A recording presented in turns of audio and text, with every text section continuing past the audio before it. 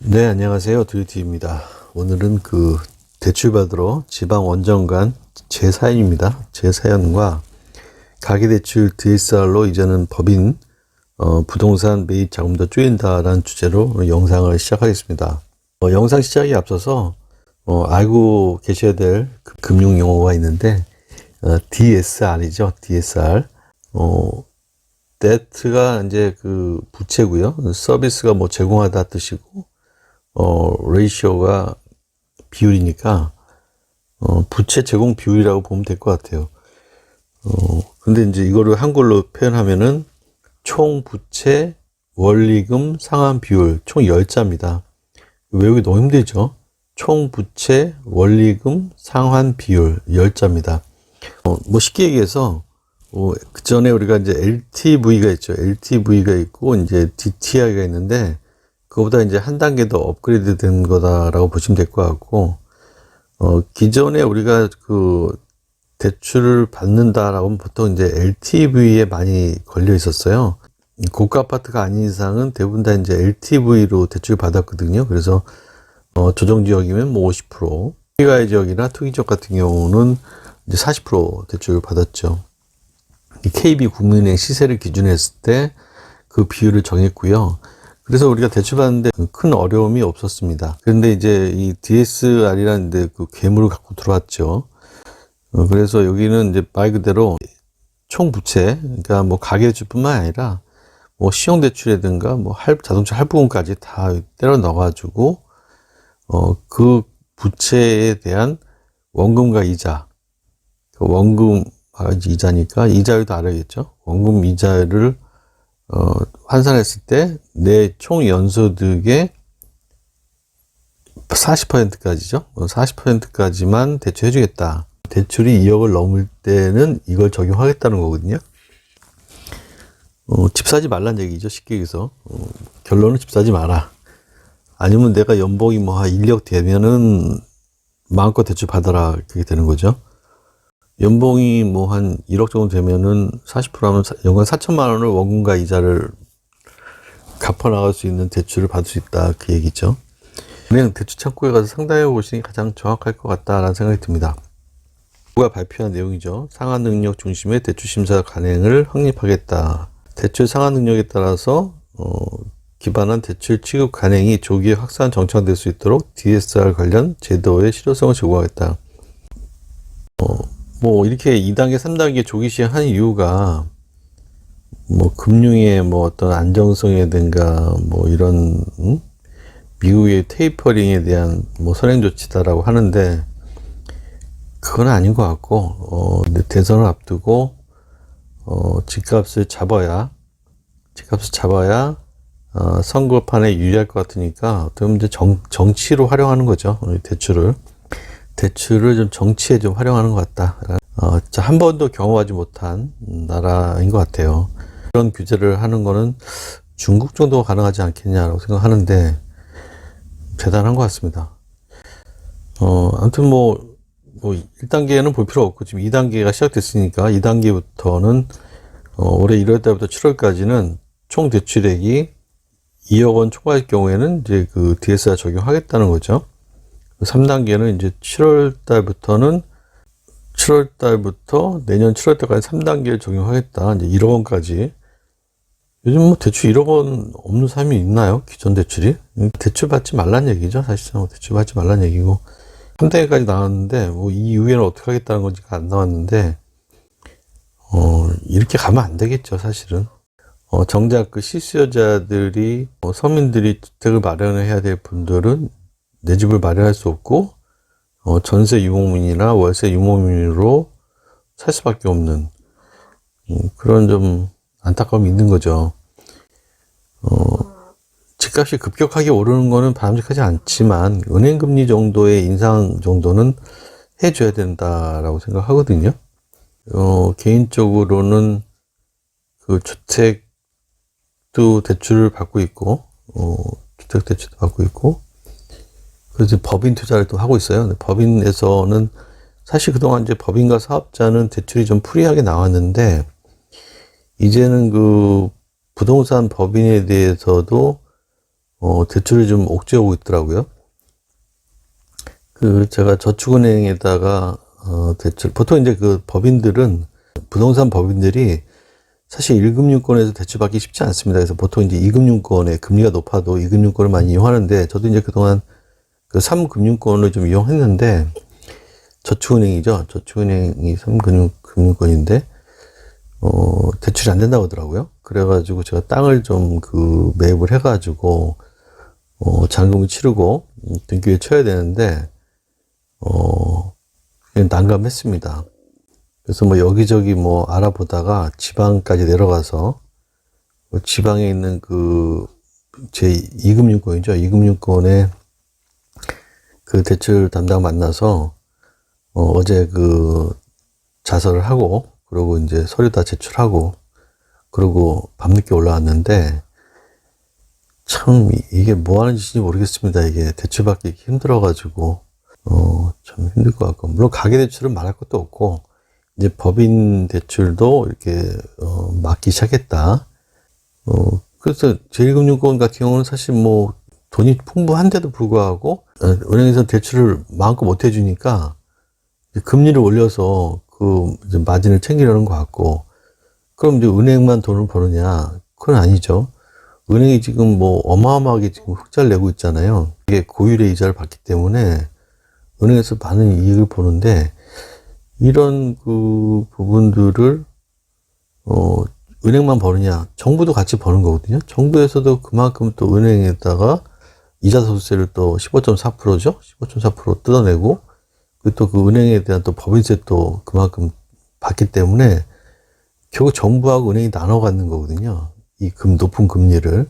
자본주의 사회에서 정상적인 어떤 금융 시스템은 아닌 것 같아요. 제가 뭐 금융 전문가는 아니지만, 현장에서 뭐 대출 받아보니까, 좀 열이 받더라고요. 좀 이런 부분들이. 뭐 생각은 다 각자 다르기 때문에, 뭐 동의하신 분도 있고, 동의하지 않는 분도 계실 것 같아요. 아무튼 집을 사고 싶어도 지금은 이제 그림의 떡이다. 그러다 보니까 시장에서 매물이 나와도 소화가 안 될 수밖에 없고, 지금 뭐 계속 어떤 뭐 힘겨루기, 장이 좀 지속되고 있고, 일시적 일가구 주택이죠. 그러니까 양도세를 비과세 받으려는 이제 갈아타기 수요가 지금 있는데, 여기 딱 걸려버린 거죠. 지금 이 기간에. 그래서 기존 집을 팔고 넘어가야 되는데, 기존 집이 팔리지 않으니까, 그러니까 매도자가 그렇게 이제 불리한 상황에 놓이게 되면은, 이게 저가로, 금매가 나오게 되는 것 같습니다. 그렇지 않은 분들은 뭐, 지금 현재는 팔 이유가 없죠.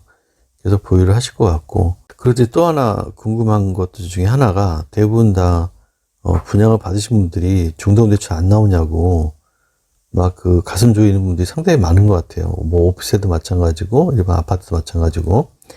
그래서 제가 요걸 좀 안내를 해드리겠습니다. 네, 차주 단위 DSR 계산 시에, 예외적으로 제외되는 대출이 있는데, 첫 번째가 이제 분양주택에 대한 중도금 대출이거든요. 중도금 대출에 대해서는 이제 DSR을, 예외적으로 제외하겠다라는 내용입니다. 왜냐하면 중도금 대출 같은 경우는, 어떻게 보면 이제 허구 보증 대출이거든요. 그래서, 개인 차주 단위, 채무자. 차주 단위가 이제 채무자란 뜻이죠. 이 차주 단위 DSR에는 해당이 없는 거죠. 그래서 분양주택에 대한 중도금 대출은 제외다. 그리고 뭐 재건축 재개발 주택에 대한 이주비 대출, 추가 분담금에 대한 중도금 대출도 DSR 적용하지 않겠다. 그리고 이제 분양 오피스텔 관련해서 이제 중도금 대출도 역시 예외적으로 제외하겠다. 그 내용이거든요. 저도 이제 오피스텔 분양을 받아서 이제 2월 달에 아마 중도금 대출이 실행이 되는데, 요 내용을 좀 확인하고 좀 안심을 했죠. 또 이거 중도금 대출까지 이것도, 쪼이는 거 아닌가라고 좀 조마조마했는데, 다행히 뭐 이제 분양 오피스텔에 대한 중도금 대출도, 차주 단위 DSR에 포함하지 않겠다. 그런 내용입니다. 그리고 뭐 서민금융상품에 대한 서민금융상품, 세이망, 홀씨, 바퀴, 드림론, 별의별 대출 다 있네요. 네, 이런 대출 소액이니까 되겠죠. 그리고 뭐 300만 원 이하 소액 대출, 뭐 전세자금 대출도 제외한다. 전세자금 대출도 DSR 계산할 때 빼주겠다 그 내용이죠. 주택연금도 빼주겠다. 뭐 이런 내용이 있네요. 그래서 뒤로 갈수록 별로 이게 가능성이 없는 내용들이 많은데, 이 보험계약대출도, 그렇죠. 보험계약대출 같은 경우는 어떻게 보면 내가 낸 보험금에 대한 대출이기 때문에 이건 뭐 당연히 빼는 게 맞을 것 같고, 상용차 금융, 예적금, 상용차, 이게 뭐 자가용이 아니라 뭐 트럭이라든가 이런 것들은 이제 제외해주겠다 그런 내용이네요. 뭐 할부 리스, 현금 서비스 뭐 이런 내용도 있는데, 예적금 담보대출, 당연히 내가 예적금 넣는 거에 대해서 담보대출 받는데 그걸 포함하면 안 되겠죠. 이렇게 예외적으로 적용되는, 가장 많이 해당되는 게 이제 분양 받으신 분들 중도금 대출, 일단 뭐 예외가 DSR은 해당이 없다라고 보시면 될 것 같고, 그리고 참고적으로 이제 올해부터 이제 분양 계약하는 분들은 입주할 때 DSR 적용을 받을 것 같아요. 보통 올해 분양 받으신 분들이 뭐 2년, 3년 후에 입주를 하니까, 그때 되면 지금의 정책이 바뀔 수도 있고, 아니면 뭐 유지돼서 뭐 오히려 더 4단계까지 갈 수도 있겠지만, 아무튼 올해 분양 받으신 분들은 잔금 대출에 신경을 써야 된다. 라는 걸 좀 아셔야 될 것 같습니다. 지금 보유한 자금이 소액이신 분들은 사전 청약을 하시는 게 좋을 것 같아요. 사전 청약은 어차피 지금 현재 지금 하고 있는데, 사전 청약 같은 경우는 뭐 당장 돈이 들어간 게 아니고, 뭐 3년 후에, 뭐 2년 후에 그때 본 청약 할 때부터 돈이 들어가기 때문에, 지금 자금이 없는 분들은 사전 청약을 적극적으로 공략해야 될 것 같다 라는 생각이 갑자기 문득 드네요. 계속 금리를 올리고 DSR로 대출 규제하면은 결국 이제 중간에 죽어나가는 사람이 나올 것 같거든요. 시장의 부작용이 좀 만만치 않다. 금리가 지금 기준금리에 비해서 너무 과도하게 지금 높게 형성되어 있죠. 저도 어제 대출 받았는데 4.5% 받았거든요. 토지담보대출인데, 개인 가계대출도 한 3% 후반, 4% 초반 나오는 것 같더라고요. 굉장히 좀 금리가 좀 과도하다. 기준금리 대비해서 너무 과도하다라는 거죠. 법인 투자에도 관심 있는 분들이 있는데, 별로 남는 게 없어요. 이 법인 투자라는 게, 일단은 뭐, 좋다라는 거는 비용을 떨 수 있다라는 거죠.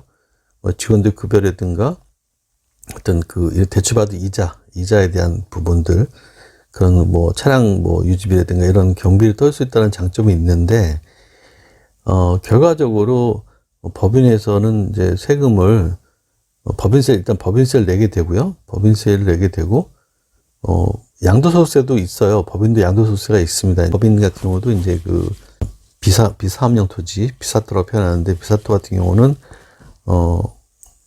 10% 법인 양도세가 따로 있습니다. 그래서 그런 부분도 내야 되고, 그리고 어차피 그걸 법인에 있는 돈을, 이익이 났을 때 이익 배당금을 받으면 또 이익 배당금에 대한 또 세금을 또 종합소득세에 납부를 해야 되거든요. 월급을 받으면 또 근로소득세를 납부해야 되고, 또 근로소득 납부한 거는 또 그 다음에 또 종소세 또 다시 합산이 되기 때문에, 뭐, 법인에서 돈을 많이 번다? 정말 여러 채를 막 사고팔고, 땅을 여러 개 사고팔고 하지 않는 이상은 그렇게 큰 돈을 벌지는 못할 것 같다는 생각이 들어요. 제 경험상 그렇습니다. 저야 뭐 적극적으로 이렇게 뭐 사고팔고 하는 스타일이 아니어서 그럴 수도 있는데, 그렇게 뭐 외형적으로 뭐 규모가 돈을 많이 벌었다. 뭐 법인도 하고 뭐 해서 뭐 돈이 뭐 자산 규모가 뭐 50억이다, 60억이다.